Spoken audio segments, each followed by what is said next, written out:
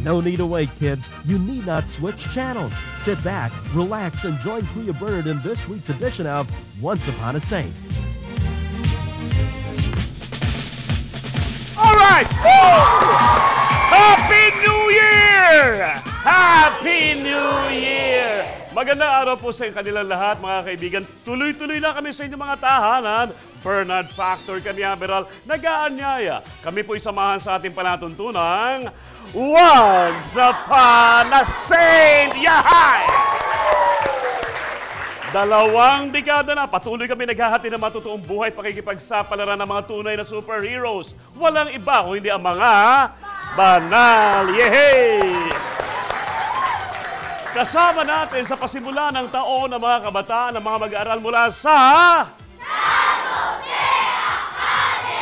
San Jose Academy. Siyempre, ang ama ng ating Panginoong Hesus, ang pillar of strength ng ating pamilya, ang ama ng tahanan. At ang San Jose Academy ay ating matatagpuan sa Street, San Jose, Navotas City. Alright! Abay, tanungin natin ang mga bata kung ano masasabi nila sa kanilang mga eskwelahan. Unahin natin si Kuya. Ang aming eskwelahan ay nasa na, Mahiwagang? O Kuya, ano masasabi natin? Go! Para sa akin, ang eskwelahan nito ay kakaiba kumpara sa ibang eskwelahan na hindi lang puro matematika, science o English ang tinututukan ng bawat guro dito. Na pag pagpasok ka rito, ay matututunan mo ang mga salita ng Diyos at aral ng Diyos na hindi matatapos ang isang araw na nakakasigurado ako na wala kang magagawang mabuti. Yun lang po. Wow! Kuya, magpapari ka din? Di po. Aba, magaling. Parang magpapari si Kuya. Kuya, ano masasabi? Ano masasabi? Ano masasabi? Ang aking eskwela ay imetuturing ko na aking kagawang tahanan sapagkat dito na buo ang aking kagawang pamilya, ang aking mga kamag-aral at aking mga guro. Wow! Inuhubog rin ako ng aming paaralan upang maging isang mahusay na estudyante. Ganun din upang maging isang responsabling katolikong estudyante. Beautiful. Anong gusto mong maging paglaki? Gusto ko po maging isang journalist. Journalist! Palakpakan natin ang susunod na journalist. Si Kuya, ano masasabi ni Kuya? Go ahead.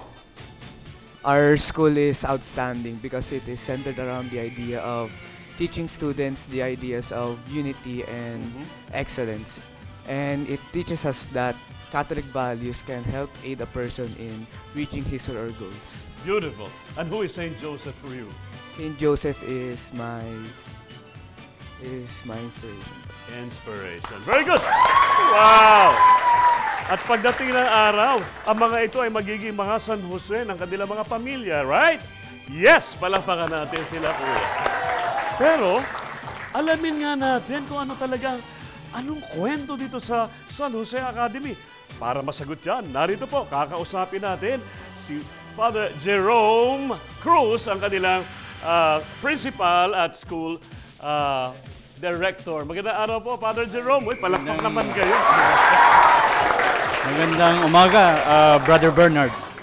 Salamat po, Father. Ha? Salamat sa inyong pagparito. Oo, talaga. Natuloy din. Natuloy din. Father, ha? Matagal na po ba itong San Jose Academy na ito? Itong 2017 ay magdiriwang kami ng 47 years. 47 years! Naku, parang yung susunod na bewang ko, ganyan ang sukat. Pero Father, 47 years, gano'n ka po kayo katagal na school director dito? Since 2003. Medyo matagal na rin, ha? Oo, medyo matagal Kumusta na mga rin. estudyante po natin? The best po sila. Wow, Yeah. talaga!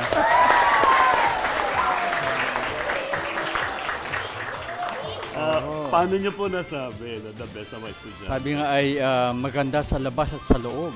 Kagaya ng sinabi ni Kuya. At Yes, itong tatlong yeah. mga Josefino na ito. Hosenians. Hosenians. Yeah, ang tawag sa kanila ay mga Hosenians. Hosenians, Yeah. yes. Mga patutuon ng mga magulang na sabi nila na nung ipinasok nila yung kanilang mga anak dito, Yes. talagang natutong magdasal, makaroon ng pananampalataya sa Panginoon.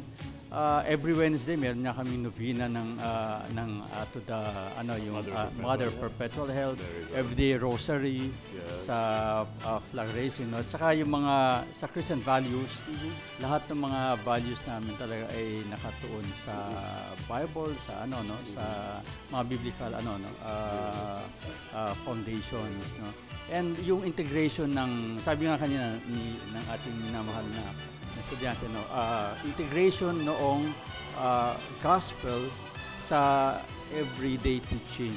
No? So, yung spiritual at academic, Yeah. nag-fuse. Kaya yung excellence, love, and yung faith talaga, yun yung Beautiful. pinaka-ano. At we are very happy to tell you that this last 2016, we received our PASCO accreditation. Yes, uy, palakpakan natin, ha?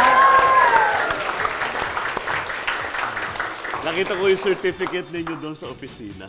Pero Father, we're also celebrating 2017, Year of the Paris, Communion of Communities. Ano po ang participation ng eskwelahan to dito? Actually, ang school ay very much involved sa Paris life, no? At ito ay aming itinuturo sa mga estudyante na maging bahagi, aktibong bahagi ng buhay parokya. So, tuwing Sunday, meron kaming mass sa parokya, ang kumakanta, nagle-lector, ang mga estudyante at mga guro, no, ng San Jose Academy. Ngayon din sa parokya, meron kaming outreach programs. Nag-adapt kami ng mga barangays, no, para turuan yung mga bata ng Katisismo. at katisismo at saka yung tinatawag namin yung unang hakbang. Yung mga maliliit na bata hindi nakakapasok ng eskwela ay tinuturuan ng mga teachers namin. Meron kayong So merong ganun programa. Tapos meron ding feeding program Meron every pa. Saturday. Wow. ang At dami niyong trabaho, yung mga magulang naman tinuturuan sila ng iba't ibang mga parang livelihood programs. livelihood program. So yung mga magagaling na na mga estudyante doon, kinukuha namin bilang scholars. Wow, may scholarship program, palakpakan natin. Father, perhaps you would like to invite our last question. Why would I enroll my student here? Yeah. We are not just a school teaching learning and yung excellence, but we are a school first and foremost as a Catholic institution. Beautiful. So your children are safe with us, learning about God, and really discovering in themselves the beauty and the grace of being sons and daughters of God. So their love for God and their love for other people are very much cultivated. So, Father, baka gusto niyong imbitahan yung mga nanonood So, sa atin to come over, visit the church, your own Hindi po church kayo, as well? hindi po kayo magsisisi kung bibisita po kayo sa San Jose Academy dito sa M. Nabal Street, San Jose, Barangay San Jose, Navotas City. At kami po ay tabing-tabi ng Mother Church ng Navotas na San Jose Parish. Kaya i-enroll po ninyo ang inyong mga inyong anak dito. At asahan po ninyo na kamukha ni San Jose, aalagaan namin sila sapagkat sila yung small Jesus to us. Beautiful. Palakpakan natin, mga Congratulations, Father. Thank you very much. Thank you very much. Wow, I'm impressed. I'm totally impressed. At ang sabi nga ni Father, ihawakan mo anak, dapat pala nagdarasal parati. Correct? Taas ang kamay ng mga batang parati nagdarasal. Beautiful. Parang lahat nagdadasal, ha? Ikaw, anak, anong pinagdadasal mo? Anong panalangin mo? Para anong Go? Pinagdadasal ko po na humaba yung buhay ng magulang ko. Tsaka yan, kasi exam ko rin po bukas. Pinagdadasal Dadasal mo rin. Si ate, anong pinagdadasal niya? Good health po sa family, tapos exam nga din po bukas. So, Pinagdadasal ko ang magandang kalusugan para sa lahat ng mga kakilala at kaibigan ko. Beautiful. Alam mo, mahalaga to, ha? Lagi nating unang pinagdadasal, pamilya. At itong aking kwentong banal, kwento ng pamilya. Ang nakatutuwa, yung anak naging banal, naging santa. Yung apat niyang magkakapatid na babae, pumasok sa kumbento at naging madre. And best of them all, yung parents niya, nung naging santa, ay naging banal din. Last year, they were canonized as parent saints. Kilala nyo kaya kung sino itong mag-asawa na ito na kauna-unahan sa ating simbahan na may ginawang ganoon ang ating simbahan na mag-asawa naging santo at santa? Handa na ba kayo makinig sa aking kwento, mga bata? Opo! Maupo na tayo na mahusay. Narito na ang totoong buhay at pakikipagsapalaran na mag-asawa na parents ni Saint Therese of the Child Jesus.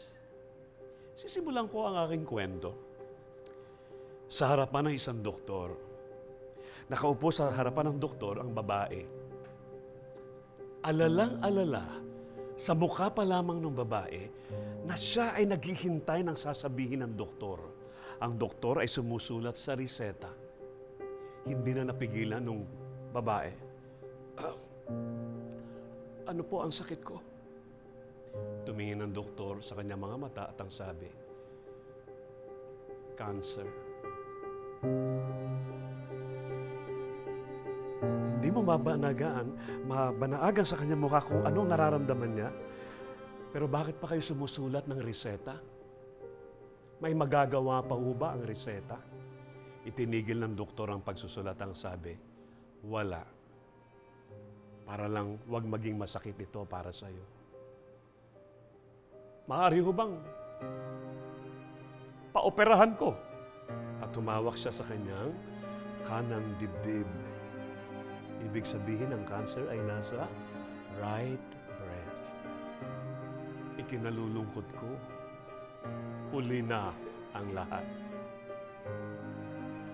Tumayo ang babae, maraming salamat, Dok, at umuwi sa kanilang tahanan. Ang kanilang tahanan ay nasa Alençon, France. Nasaan? Alençon, France. At naghihintay sa kanya ang 5 niyang anak. Si Marie, si Pauline, si Celine, si Leonie, at ang pinakabunso, 3 years old, ay si Therese of the Child Jesus. Pagbukas ng pinto, sinalubong siya ng kanyang asawa, Luis Martin o Martan. At ang sabi ni Luis sa kanyang asawa, Zeli, sandali lamang, magluluto ako para sa ating pamilya. Nagluto, naghanda at pinakain ng pamilya, masaya ang buong pamilya. Hindi nila nararamdaman na punong-puno ng bigat ng dibdib si Zeli Guerin.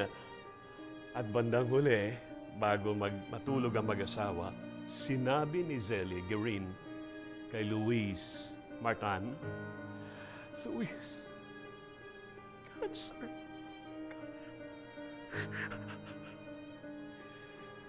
Niyakap ng mahigpit ni Luis ang kanyang asawang si Zeli.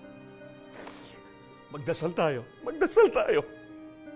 Sa ngalan ng Ama at ng Anak. Ano kaya ang nakatakda sa mag-asawa na ito? Na sinusubok ng panahon, sinusubok ng tao. Friends, ang totoong buhay at pakikipagsapalaran ng bagong-bagong mga santo at santa, kauna-unahan sa ating pananampalataya, mag-asawa. Mag-asawang Luis at Zeli Martan, magulang ni Saint Therese of the Child Jesus. Bago lang tayo tuloy magpaalam, nais ko lamang batiin ang ilang sa ating mga kaibigan. Nagdiwang ng kanilang Leadership Conference sa Baguio City, YMCA. Director Orly Carrion sa kanyang officers and staff, kay Chris, kay Sheena, sa lahat ng mga estudyante, mag-aaral at mga advisors nila na nagtungo doon sa Baguio last year. At ganoon din sa aking kaibigan, kay Miller at kay Beth Marsado ng Siena College of Quezon City. Lagi silang nanonood sa ating panatuntuan. Good morning. Siyempre, bago tayo tuloy magpaalam, iniiwan po namin sa inyo mga mahalagang katagahan ng ating founder, servant of God, Father Patrick Payton CSC, to always pray. Pray as a family, because the family that prays together stays together. A world at prayer is a world at peace. Lahat ng yan dito lamang sa Once Upon a Saint! Yay! Woo!